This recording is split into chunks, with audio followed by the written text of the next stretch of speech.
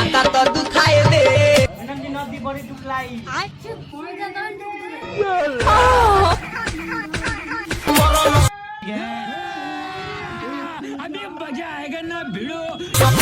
क्या हो गया डॉक्टर के छान भी बड़ी 2 मिनट में की लोग दिखला देती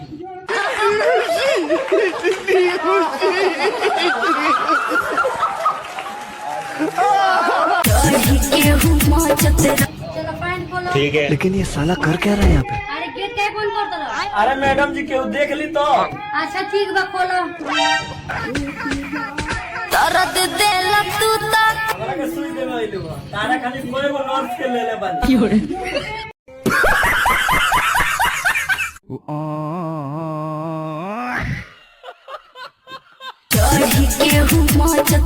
चलो पॉइंट खोलो। ठीक है। लेकिन ये साला कर क्या रहा है यहाँ पे? अरे गेट क्या बंद कर दो।